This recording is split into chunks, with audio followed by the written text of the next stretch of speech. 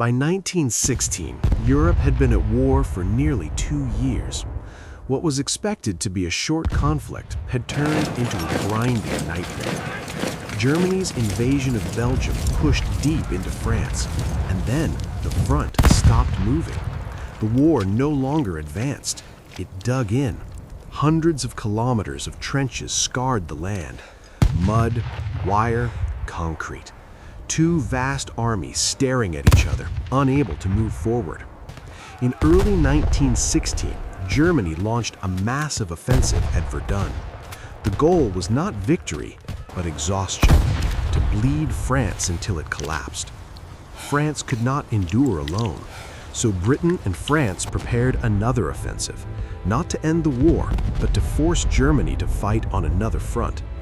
That battlefield was the Somme. For Britain, this was something entirely new. It had fought wars before, but never like this.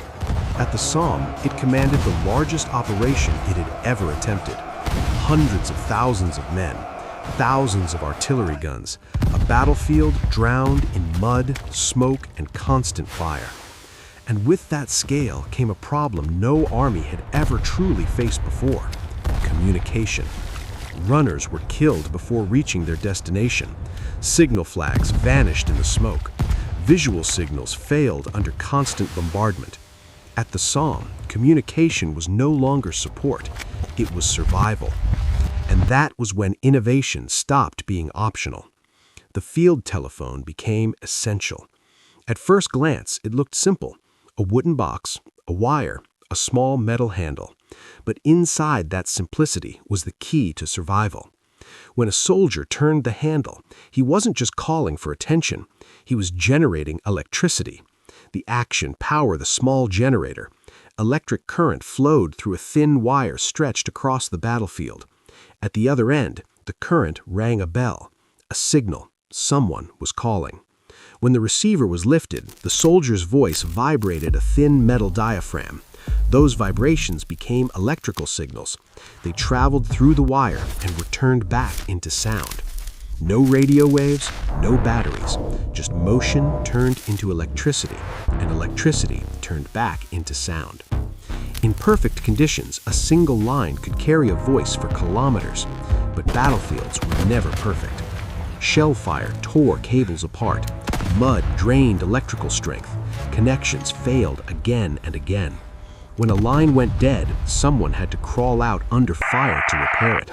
This was the reality of communication at the Somme. And yet, for the first time, commanders could speak directly to the front line. Artillery could be corrected in minutes instead of hours.